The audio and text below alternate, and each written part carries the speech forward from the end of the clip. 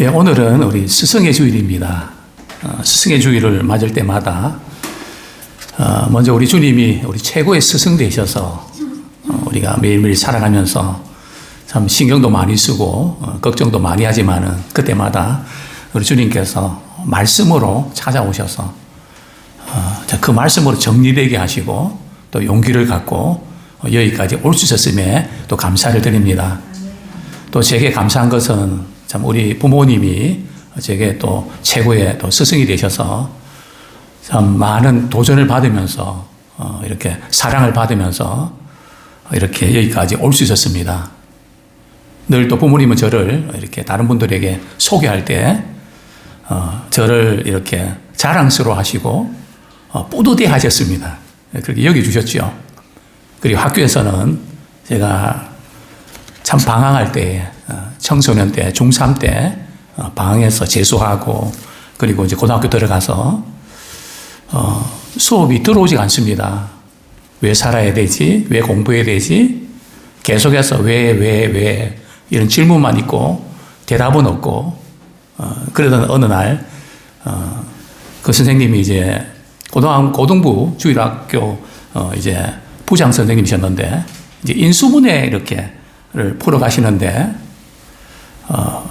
그 공식을 이렇게 풀어 가시는 그 모습을 보면서 제게 불현듯 나도 마음 잡고 한번 공부해 볼까? 그 선생님이 굉장히 부러워진 거 있죠. 이제 내가 방학을 끝내고 한번 마음 잡아 볼까? 그러면서 이렇게 제가 마음을 잡고 공부하기 시작했습니다. 그 선생님의 그 시간, 나도 마음 잡고 한번 해볼까 하는 그런 동기를 제게 주셨죠. 그리고 대학에서는 우리 교수님들과 이렇게 교제 나누면서 참 많은 것을 배웠고요. 또 우리 신학대학원 와서는 제가 목회하면서 나는 여기까지다. 더 이상 못하겠다. 이렇게 지치고 힘들 때 우리 찾아뵙고 또 그분들의 조언을 들으면서 눈이 뜨여졌다고 할까요? 다시 한번 은사가 불릴듯 일어났다고 할까요? 참 지금까지 지내온 모든 것, 참 많은 우리 교사들과 우리 성도들과의 만남 속에서 그 영향권 속에서 여기까지 올 수 있지 않았을까. 절대 우리는 한순간도 내가 이렇게 노력하고 내가 이렇게 잘해서 여기까지 왔다는 것을 그거 생각하시면 안 돼요. 여기 오기까지 수많은 사람들이 우리를 위해서 섬기고 사랑한 그 결과로 우리가 왔기 때문에 우리의 그 사랑의 빛을 우리 갚는 그 부분을 늘 기억하고 우리 사명 잘 감당하면 좋겠습니다. 부모가 자녀들에게 기대하는 세 가지 바람, 또 스승이 우리 학생들에게 기대하는 세 가지 바람이 있다면 그게 뭘까요? 첫 번째는 복음 안에서 우리 자녀들과 또 우리 가르치는 우리 아이들이 행복했으면 참 좋겠습니다. 저는 우리 이제 아이들 성장하면서 특별히 중고등학교 때 우리 아이들이 아침 일찍 일어나서 가는 모습 보면서 그 표정이나 모든 게 지쳐있고 이런 기도 참 많이 했습니다. 하나님, 우리 자녀들이 앞으로 행복해지는 것 물론이지만 지금 행복하면 참 좋겠습니다. 언제까지 앞으로의 행복을 위해서 지금 울어야 되나요? 그 광경을 보면서 많이 울었던 기억이 납니다. 저는 우리 자녀들이 또 우리 가르치는 우리 학생들이 지금 복음 안에서 행복했으면 참 좋겠습니다. 또 우리의 바람이 있습니다. 하나님께서 주신 사명을 따라서 우리의 성공적인 삶을 꼭 살아냈으면 좋겠습니다. 하나님이 내게 주신 그 사명이 있는데 그 사명을 따라서 참 성공적인 삶을 이루어내는 그런 지도자들이 많이 배출되기를 소원합니다. 무엇보다도 끝까지 믿음을 지켜서 천국에 들어갈 수 있으면 참 좋겠습니다. 근데 학생들 가운데 요즘에 가정에서 상처를 받은, 물론 가정뿐이겠습니까? 또 학교에서도 요즘 많은 폭력도도 있고 정말 어려움이 있는데 상처를 받은 우리 자녀들, 슬픔과 고통 가운데 있는 자녀들을 우리가 어떻게 케어할 것인가, 이것이 우리의 과제인데요. 참 이 상처를 그대로 두면 불행으로 이어지고 또 그 불행이 대를 이어서 계승이 됩니다. 참 가슴 아픈 일이죠. 우리는 결코 우리의 지금 아픔과 슬픔을 우리 손주들에게, 그 밑에 자녀들에게 물려주지 않고 싶은데 이대로 가다가는 그렇게 물려질 것 같아서 마음이 아픈 분들도 있을 것입니다. 그러나 우리가 과거에 받았던 상처, 아픔 그 자체는 문제가 아닙니다. 포도를 말이죠, 그냥 두면 어떻게 될까요? 썩어서 버려야 됩니다. 그러나 온도를 잘 유지하고 이렇게 잘 관리하면 뭐가 될까요? 포도주가 됩니다. 그죠? 또 상처가 깊은 만큼 아주 좋은 포도주가 됩니다. 몇 년 산인가, 그게 중요하잖아요. 그러니까 우리는 상처가 몇 년 된다가 중요한 것이 아니라 하나님의 사랑 가운데 치유받는, 회복되는 그런 도구로 쓰임 받기를 소원합니다. 자, 두 번째는 김치죠. 한참 이렇게 배추를 농사했던 분들이 배추값이 폭락함으로 인해서 그냥 다 버려버리는 그런 밭을 본 적이 있습니다. 배추도 그냥 버려두면 썩어서 버려야 됩니다. 그런데 배추를 말이죠, 어떻게 하면요, 김치를 담그면 또 숙성을 시키고 발효를 하게 되면 참 영양에도 좋고 맛이 있는 그런 김치가 됩니다. 뿐만 아니라 밥은요, 밥 그냥 이렇게 두면 상하고 썩습니다. 근데 밥을 잘 보관해서 식혜를 만들면 너무 맛있습니다. 우리의 상처와 슬픔과 고통이 어떠하든지 그 모든 것 가운데 하나님의 사랑을 받으면, 복음을 경험하면 그 모든 것이 치유가 되고 상처가 은사가 됩니다. 그것이 축복의 통로가 됩니다. 아픈 만큼 사람들을 이해하고 품는 용량과 크기가 됩니다. 그래서 우리에게는 상처도 때로는 은혜가 되고 축복이 됩니다. 그 어떤 것 때문에 우리는 불행해질 수 없고 우리는 저주에서 축복으로 우리 나아가게 되었음을 우리는 잘 압니다. 오늘 저는 한 세 가지 말씀을 통해서 우리 스승의 주일에 결단하는 우리 모두가 됐으면 좋겠는데요. 스승을 통해서 우리가 삶의 지혜를 배웠으면 참 좋겠습니다. 스승을 통해서 삶의 지혜를 배우는 그런 우리가 되면 좋겠는데, 첫 번째는 우리 예수님이 최고의 스승이셨잖아요. 그리고 제자들 몇 명을 두셨죠? 12제자를 두셨습니다. 그리고 예수님이 제자들과 3년 동안 지내면서 그들에게 많은 도전과 또 격려와 제자로 아름답게 세우자 하는 일에 힘쓰셨죠. 특별히 이 장면, 예수님이 자신이 이제 세상을 떠나서 우리 하나님 품에 가셔야 될 것 아시고 자기 사람들을 끝까지 사랑하셨습니다. 당시에 가룟유다는 예수님을 잡아 이렇게 넘기고 이렇게 죽이려고 했던 베드로는 예수님을 결단코 모른다고 저주하고 맹세했던 그런 사건들, 그것들을 예수님은 다 아시면서, 그죠? 뭐 상황이 좋아서가 아니고요. 이런 일, 저런 일을 다 이렇게 아시면서 자기 사람들을 끝까지 사랑하셨던 그 주님이 어떻게 하시죠? 제자들의 발을 씻기셨습니다. 자, 여기 보면 그 발을 이렇게 내밀고 있는데 누구의 발일까요? 그죠? 제 발은 아닙니다. 누구의 발일까요? 12제자들 가운데. 표정을 딱 보고 발을 든 모습 보니까 틀림없이 영락 없이 베드로입니다. 베드로 아니면 이런 액션이 나올 수가 없거든요. 내 발은 절대 씻을 수 없습니다. 그럼 자기가 씻든지 자기는 가만히 있으면서, 그죠? 자존심 때문에. 그러시면서 예수님께서 이런 말씀하셨죠. 요한복음 1장 13장 14절 15절 제가 읽어드립니다. 내가 주와 또는 선생이 되어 너희 발을 씻었으니 너희도 서로 발을 씻어주는 것이 옳으니라. 내가 너희에게 행한 것 같이 너희도 행하게 하려 하여 본을 보였노라. 예수님께서 이 본을 이렇게 보여주셨는데요. 스승은 이제 본을 보여주시면서 제자들로 하여금 그렇게 하게 만드는. 근데 오늘날 좀 이런 안타까운 이야기들이 있습니다.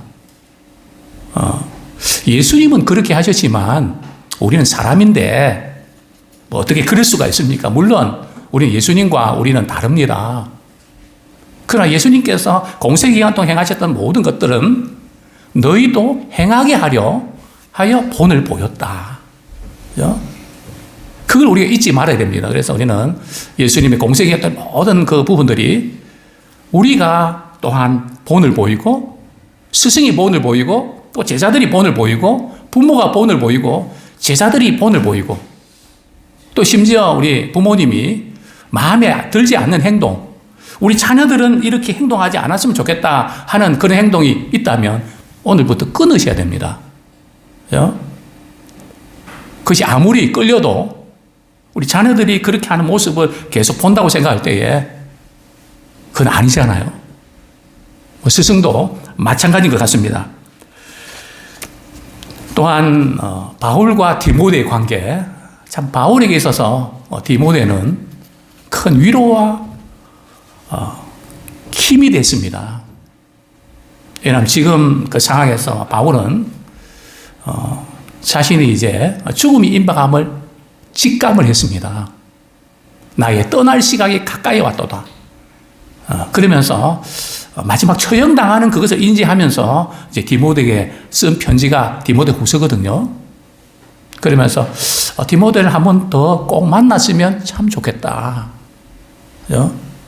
근데 만나서 힘이 되고 좋은 관계 있잖아요. 그게 바로 스승과 제자의 관계입니다. 또 디모데에게 있어서도 이 바울은 성교와 또 영혼을 사랑하는 마음과 모든 부분에서 이렇게 하는구나 따라다니면서 그냥 듣기만 한 게 아니라 직접 보고 배웠던 최고의 그런 스승이었습니다. 그렇습니다. 이제 우리는 단순히 가르치는 단계를 넘어서 인격적으로 서로 배우고 또 같이 깨달아가는 그러면서 우리 안에 주님의 마음이 형성되는 그런 아름다운 관계가 되기를 소원합니다. 교사의 인격과 삶의 태도, 지식보다 그분의 표정, 그분의 그 마음, 그것을 깊이 헤아리면서 배워가는 그런 우리 아름다운 우리 교사와 우리 모두가 되기를 소원합니다. 참된 교육은 사랑과 관심과 믿음을 통해서 이렇게 형성되는 것입니다. 사랑하고 관심을 갖고 계속해서 이렇게 애착관계를 형성하는. 그래서 무엇보다 좋아해야 돼요. 옳은 것 너무 중요하지만 옳은 것이 제대로 반영되려고 그러면 좋아해야 됩니다. 좋아하지 않으면 안 듣거든요. 듣는 척하죠. 좋아하면 따르게 되어 있습니다. 정말 이렇게 이런 관계, 저는 우리 자녀들이 저를 바라보면서 참 우리 부모님은 좋은 스승이었다. 또 우리 손주들이 저를 바라보면서 참 좋은 할아버지, 할머니였다. 가장 가까운 곳에서 참 그런 고백을 들을 수 있으면 참 좋겠습니다. 우리 제자들, 우리 스승 관계도 그렇지 않을까요? 아까도 말씀드렸지만 제가 존경하는 어느 교수님, 사회적으로 참 저명인사입니다. 어떤 모임에 가면 꼭 저를 소개를 시킵니다. 우리 제자 가운데 첫 번째 목회자입니다. 제가 그분이 제자라는 것을 얼마나 이렇게 자랑스러워 하는지, 뭐 저도 참 감사하죠. 대단한 분인데, 야, 이 스승과 이 제자의 관계는 이런 거구나. 다시 한번 돌아보게 됩니다. 한 소년이 이렇게 어떤 목사님께 이런 질문을 던졌습니다. 목사님, 제가 훌륭한 사람이 되고 싶은데 어떻게 하면 될까요? 그랬더니 이 목사님이 내가 한 가지 비결을 가르쳐 줄게. 너가 하루에 1시간 정도 시간을 낼 수 있겠니? 1시간 정도는 괜찮아요. 그러면 1시간 동안 뭘 해야 될지 가르쳐 줄게. 15분은 기도하고, 15분은 말씀 읽고, 15분은 우리 예수님 사랑 전하고, 또 15분은 사랑을 실천해라. 복음을 전하고 사랑을 실천해라. 그러면 밝은 빛이 보일 거야. 이 소년은 1시간 동안 이것을 매일매일 실천했습니다. 그가 누굴까요? 유명한 세계적인 봉사 빌리 썬데이입니다. 그 선생님이 하셨던 말씀, 그것을 그저 평생을 이렇게 지켜가는 그런 모습들, 정말 아름다운 이런 도전들이 우리 모두에게 있으면 참 좋겠습니다. 바울은 당시에 우리 성도들에게 참 이렇게 도전합니다. 나를 본받는 자가 되십시오. 내가 예수 그리스도를 본받는 것처럼 여러분들도 나를 본받는 자가 되십시오. 정말 이런 도전을 이렇게 줄 수 있고 받을 수 있으면 참 좋겠습니다. 우리가 예수 그리스도를 본받는 그 삶, 기도하는 삶, 말씀을 가까이 하는 삶, 하나님의 말씀이면 그대로 순종하는 삶, 또 사랑이 필요한 사람들 놓치지 않고 사랑을 부어주는 삶, 본받아라. 나 하나로 끝내지 말고 이제는 우리 신앙의 모델링이 되기를 소원합니다. 오늘 우리 사회가 진정한 스승이 많이 필요한 시대입니다. 롤 모델이 없다고 많은 분들이 이렇게 실망합니다. 어쩌면 사사시대가 아닐까요? 각자 자기 소견대로 살아가는, 자기 생각대로만 살아가는 모델이 있으면 나도 저렇게 될 거야. 있다면 훨씬 쉬울 텐데, 어쩌면 우리 아이들이 뭐가 되고 싶니? 되고 싶은 것이 없는 시대 아닐까요? 환경은 좋아졌지만 사실 할 수 있는 건 많이 있는데 되고 싶은 꿈조차도 잃어버린 그 아이들에게 정말 구체적인 그런 믿음의 프로젝트를 우리가 주면서 이거 한번 해봐라. 저거 한번 해보지 않겠니? 이렇게 도전하면 참 좋겠습니다. 저는 중고등부 우리 아이들을 또 청년들을 많이 가르쳐 왔는데요. 10수년 가르쳐 왔는데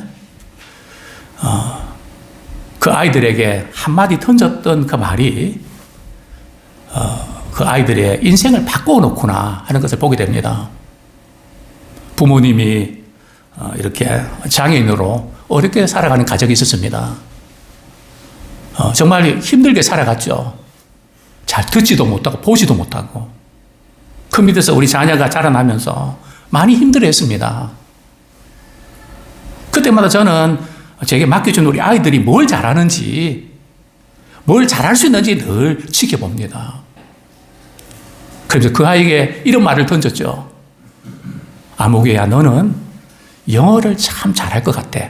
영어 열심히 한번 공부해보지 않겠니? 전도사님, 저는 영어 잘 못하는데요. 아니야. 내가 보니까 난 언어를 좋아하는데 딱 보면 알아. 너가 조금만 열심히 내면 정말 잘할 수 있을 거야. 그리고 저는 이 교회로 부임을 했죠. 그리고 10수년 지나서 아버님이 제 전화번호를 이렇게 물어서 전화를 주셨습니다. 그리고 그 딸이 또 전화를 줬습니다. 목사님, 저희들이 가장 힘들고 어려울 때에 목사님의 그 한마디, 힘을 주는 그 말씀이 제게 도전을 주어서 외국 가서 영어도 배우고 해서 학원 선생님으로 이렇게 하는데 너무 행복하고 너무 감사합니다. 문득 그때 그 생각이 나서 제가 전화드렸습니다. 너무 고맙습니다. 참 우리 교사로서 보람을 느끼는 그 순간 아닐까요?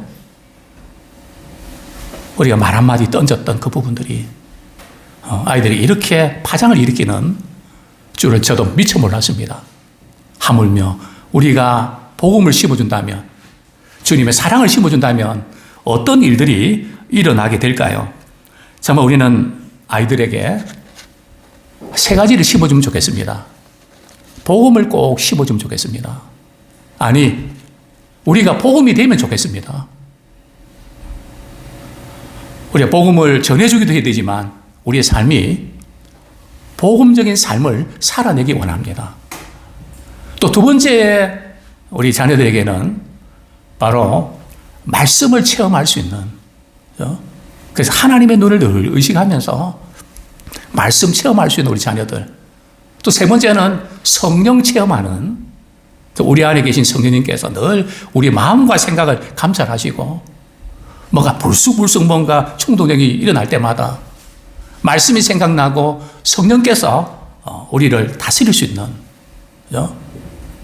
그렇다면 어디에 내놓아도 자랑스러운 귀한 우리 학생들과 우리 자녀들이 되고 타고난 사람이 될 줄로 믿습니다.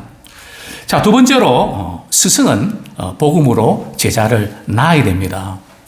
참 좋은 스승을 만나기 위해서는 좋은 제자가 되어야 됩니다. 좋은 스승은 있지만 그 좋은 스승이 있음에도 불구하고 좋은 제자가 되지 못해서 그 좋은 기회를 놓치는 경우도 많이 있습니다. 좋은 스승 바울과 좋은 제자 디모데 그 만남이 양쪽 다 사실은 잘했기 때문에 가능했던 것입니다. 고린도전서 4장 15절에 보면 그리스도 예수 안에서 내가 복음으로 너희를 낳았습니다. 또 17절에 보면 내가 너희에게 내가 주 안에서 사랑하고 신실한 아들 디모데, 여기에 신실한 아들 디모데는 진짜 아들이 아니고 바울의 신실한 제자라는 뜻이죠. 바울은 계속해서 이렇게 강조합니다. 세상에 1만 스승이 많지만 아버지 같은 스승은 많지 않다. 단순히 지식만 가르치는 것이 아니라 아버지의 마음으로 사랑으로 이렇게 돌보고 좋은 도전을 주는 그런 좋은 스승이 되었으면 참 좋겠습니다. 과연 우리 자신에게 한번 도전하면 좋겠습니다. 과연 나에게는 좋은 스승이 몇 명 있냐? 만약에 좋은 스승이 한 명이라도 있으면 그 학생의 또 우리의 인생은 절대 빗나가지 않습니다. 한 명의 좋은 스승만 있다면 우리 인생은 잘 되게 되어 있습니다. 바로 그 좋은 스승이 우리가 되었으면 참 좋겠습니다. 그런데 스승이 복음으로 제자를 낳았다는 의미는 도대체 뭘까요? 복음으로 낳았다? 참 해산의 수고를 다하는 건데요. 디모데후서 1장 3절에 보면 바울은 제자 디모데를 위해서 밤낮 간구하고 쉬지 않고 생각했다고 고백합니다. 밤낮 기도하고 쉬지 않고 기도하고 생각하는, 즉 스승과 제자의 관계가 형성되어 있다는 거죠. 지금 뭐하고 있을까? 또한 바울은 디모데를 위해서 기도할 때에 그 디모데의 양심이 어떠한지, 양심도 잘 파악을 했습니다. 사람의 양심이 어떤가에 따라서 그 사람 인생 결정되잖아요. 바울은 디모데를 향해서 디모데가 어떤 양심을 가졌다고요? 청결한 양심을 가졌다. 우리가 주님을 사랑하고 복음 안에 거하는 사람은 욕심을 버리기 때문에 하나님을 알고 천국이 보입니다. 그죠? 그래서 얼마나 우리가 양심이 깨끗한가, 늘 복음으로 청결한 양심을 갖는가. 근데 바울은 디모데가 청결한 양심을 가진 것을 이렇게 감사했던 것을 보게 됩니다. 또 심지어 바울은 보면 4절에 보면 말이죠, 디모데가 흘렸던 눈물을 기억을 합니다.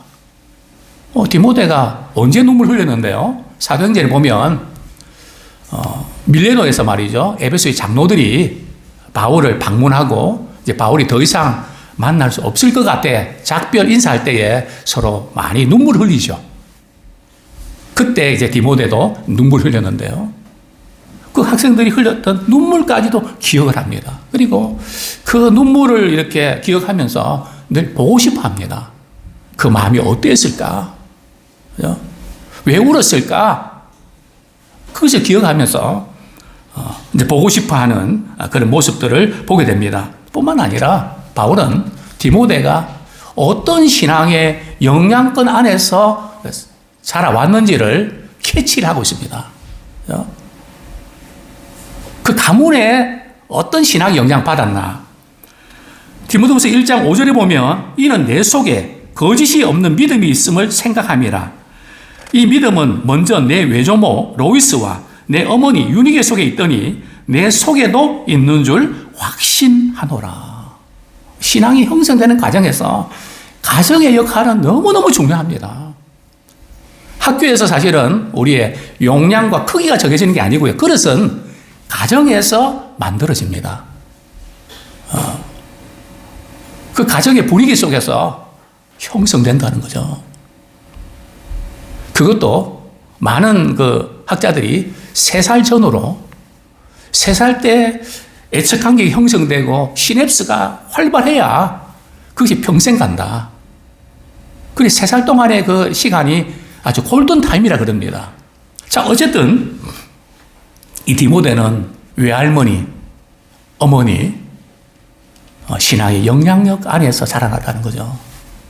3대의 그런 축복을 이렇게 받았음을 보게 됩니다. 참 너무 중요하죠. 우리 가정에 영적인 기류가 있거든요. 어떤 영적인 기류들이 흘러가고 있는가? 아브라함의 하나님, 이삭의 하나님, 야곱의 하나님, 3대 거쳐서 하나님을 잘 섬기는 그런 영적 기류가 흘러가기를 소원합니다. 우리 대에 끊어지면 안 됩니다. 3대의 축복이 있단 말이죠. 참 1대의 신앙생활이 너무 힘듭니다. 많은 것들을 겪어야 됩니다.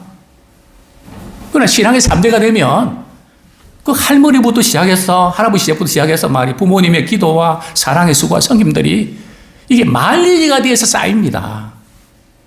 마일리지 포인트가 얼마 되나요? 간혹 제가 마트 뭐 이렇게 편의점 가면 제가 통신사에서 뭐 마일리지 주더라고요. 그러면 10% 할인 받더라고요. 우리 신앙의 마일리지는 얼마나 쌓였죠? 기도의 마일리지는 얼마나 쌓였죠? 주님을 경외하고 사랑하는 그런 마음들, 그런 부분들은 얼마나 쌓였죠? 신앙도 마일리지와 포인트가 쌓인다는 것을 기억하셔야 됩니다. 그래서 우리는 우리 대에 이것만큼 물려주고 싶지 않다. 그렇다면 하나님을 잘 섬기고 사랑하는 신앙의 가문이 되십시오. 또 저는 말씀드립니다. 가정에 사랑이 흘러가게 하십시오. 어떤 경우에도 미움이 흐르면 안 돼요. 왜냐하면 저는 교수도 하고 상담도 엄청 많이 했는데요. 도저히 병원에서도 고칠 수 없고 이유도 알 수 없는 그 모든 것 중에 하나가 바로 사랑받지 못한 거였습니다. 또한 미움이 너무 강했던 것입니다. 야, 미움 무서운 거구나. 미움은 가문을 망치는구나. 우리 가문에 하나님의 사랑이 흘러넘치는 복된 가문 되기 원합니다. 우리가 이 미움과 슬픔을 우리가 대를 이어줄 수 없습니다. 우리가 기도하면서 정말 주님의 사랑이 흘러가고 축복이 흘러갈 수 있도록 그런 도구로 쓰임 받기를 소원합니다. 그렇습니다. 신앙은 그냥 생기는 게 아닙니다. 3대 걸쳐서 말이죠. 오랫동안 보고 듣고 그러면서 형성되는 것이지 절대 그냥 금방 되는 거 아닙니다. 이런 점에서 우리가 지속적인 관심과 사랑으로 우리가 학생들과 아이들을 지도하면 참 좋겠습니다. 또한 바울은 참 디모데 볼 때 디모데가 좋은 제자로 말이죠. 여러 가지 자질이 많았던 건 사실인데 걱정되는 부분도 한두 가지가 아니었습니다. 어떤 것이 바울이 우려할 수밖에 없었을까요? 먼저 디모데는 말이죠. 나이가 젊었습니다. 에베소 교회를 목회하는데 나이가 너무 젊으면 어떤 일이 벌어질까요? 성도들이 나이 때문에 업신여길 수 있습니다. 그래서 내가 젊어서 업신여김 받지 못하도록 해라. 저도 30대 초에 말이죠. 담임 목회 역할을 하면서 우리 장로님들도 많이 계시고 권사님도 많이 계셨는데 그분들 70대 넘었거든요. 제가 손접벌인데. 그죠? 참 이 부분에 많이 고민했던 기억이 납니다. 그리고 젊은 목회자는 어떤 유혹이 있습니까? 정욕에 대한 유혹이 있습니다. 그래서 청년의 정욕을 피해야 된다. 그 부분을 이제 권면했죠. 또 바울은 건강 상태가 어떻습니까? 위장이 약해서 탈이 자주 났습니다. 그래서 바울이 그렇게 이야기하죠. 물만 마시지 말고 포도주도 조금씩 써라. 이렇게 권면할 정도로 바울은 디모데는 몸이 약했습니다. 뿐만 아니라 디모데는 성격적으로 어땠을까요? 아주 소심했습니다. 그죠? 소심한 성격. 그죠? 목회자가 참 소심하면 쉽지 않거든요. 그러니까 바울이 디모데를 볼 때 여러 가지 걱정할 만한 것들이 많이 있었습니다. 그럼에도 불구하고 고민하면서 제자로 이렇게 양육하는 모습을 보게 되는데요. 또 어떤 분은 이렇게 디모데에 대해서 이렇게 평가합니다. 디모데의 성격은 이끌어가기보다는 기대는 성향이 강했다. 그죠? 뭔가 적극적으로 이끌어가기보다는 그냥 기대는 그런 성격의 소유자였다는 거죠. 끝으로 스승은 제자의 은사를 일깨워줘야 됩니다.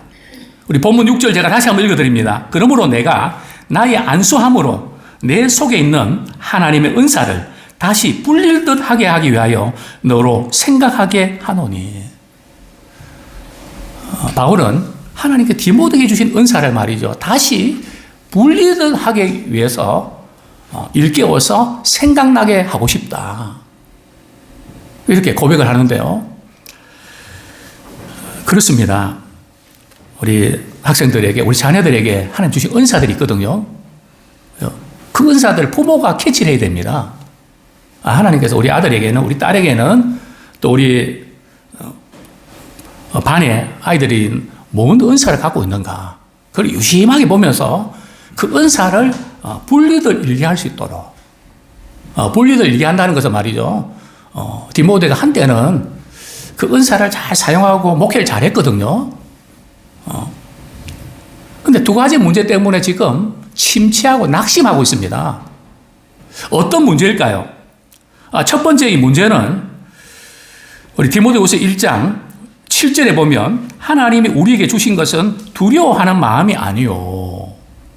우리 아이들 가운데는 두려워하는 마음을 갖고 있는 아이들이 있습니다. 이걸 간파를 하셔야 돼요.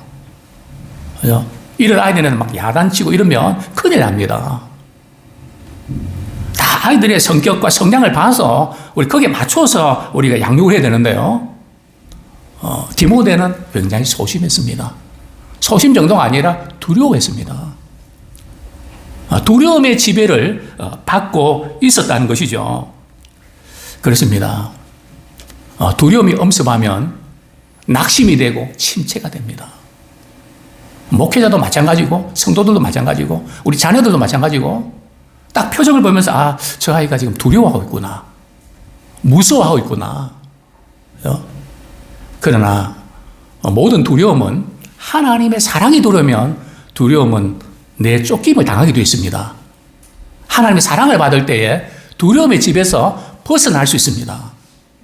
먼저 우리 이 부분들을 우리가 예민하게 바라보시면서 어떤 상황인가를 우리 점검해서 그때 맞는 그런 도전을 줘야 됩니다.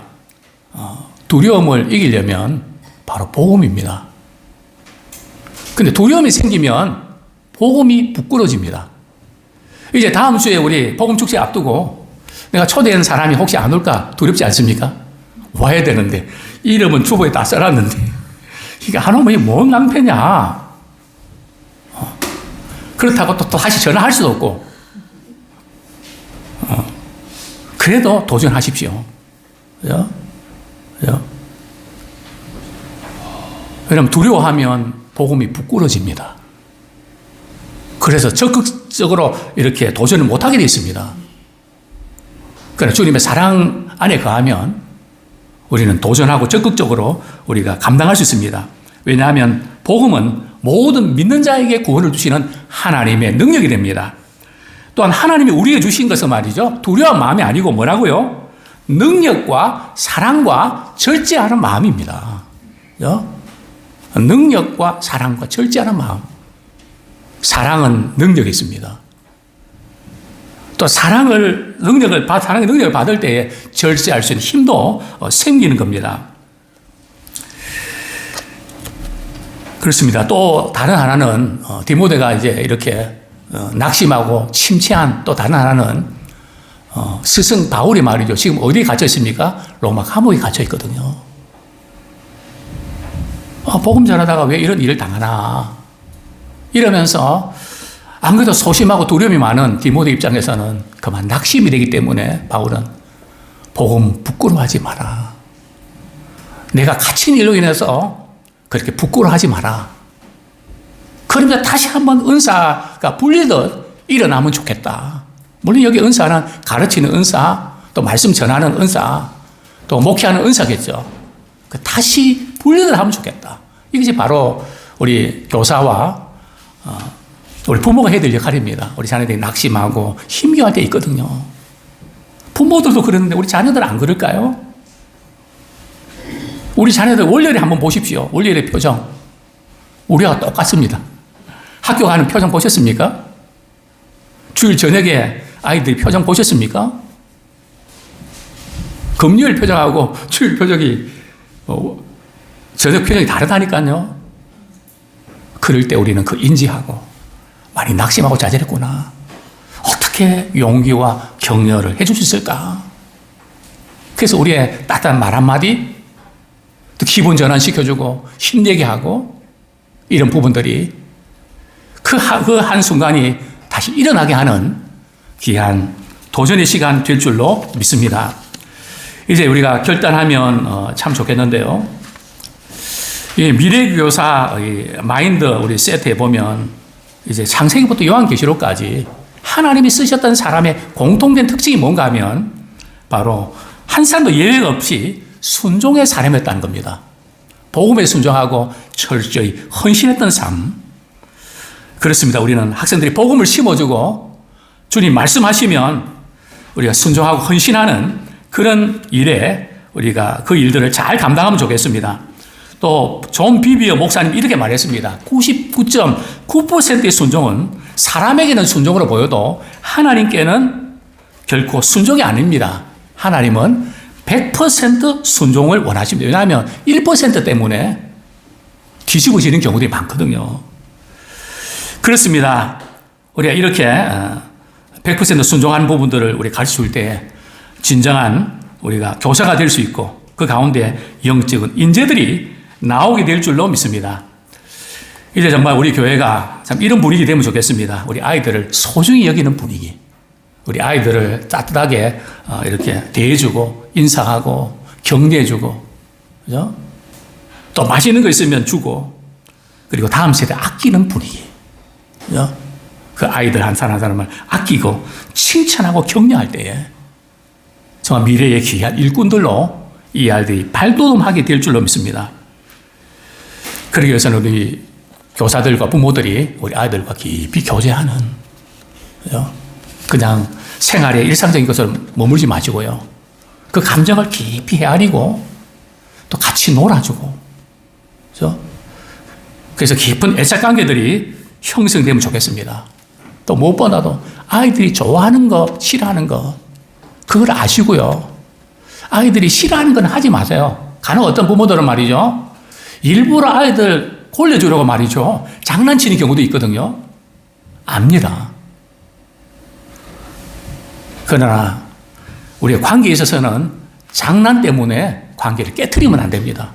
싫어하는 것은 안 해야 됩니다. 좋아하는 것은 자꾸 이렇게 힘을 낼 수 있도록 해 주셔야 됩니다. 그렇게 물어보십시오. 요즘 좋아하는 게 뭐지? 싫어하는 게 뭔데? 물어보면서 계속해서 관찰하시면서 관계를 형성해 가십시오. 아무쪼록 이런 아름다운 관계를 통해서 우리 가정과 우리 교회에서 좋은 우리 제자들이, 우리 학생들이, 우리 자녀들이 배출